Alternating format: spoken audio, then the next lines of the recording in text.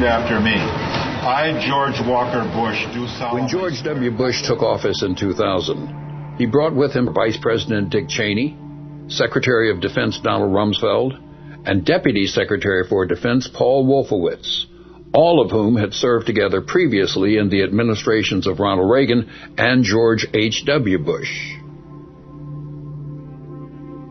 Paul Wolfowitz, in particular, had long been recognized as the intellectual force behind a radical neoconservative fringe of the Republican Party. For years, Wolfowitz had been advancing the idea that the United States should reconsider its commitments to international treaties, international law, and multilateral organizations such as the United Nations. A radical plan for American military domination first surfaced during the administration of George H.W. Bush. In 1992, Paul Wolfowitz, working in the Department of Defense, was asked to write the first draft of a new national security strategy, a document entitled the Defense Planning Guidance.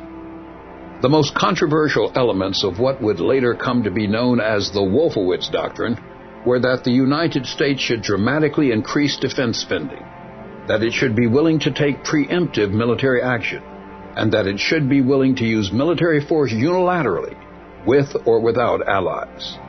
This new reliance on military force was necessary, according to Wolfowitz, to prevent the emergence of any future or potential rivals to American power, and to secure access to vital resources, especially Persian Gulf oil.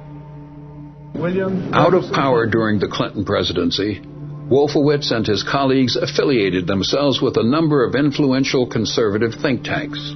In 2000, they would craft yet another proposed national security strategy, this one published by a right-wing think tank calling itself the Project for the New American Century.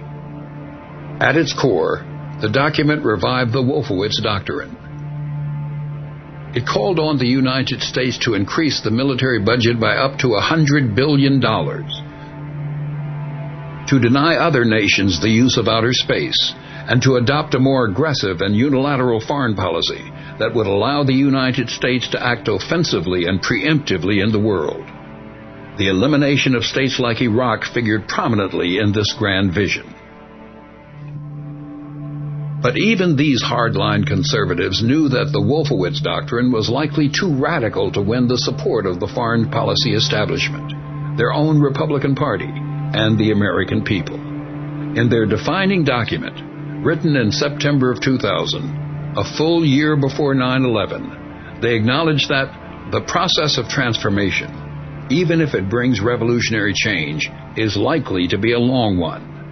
Absent, in their own chilling words, some catastrophic and catalyzing event, like a new Pearl Harbor.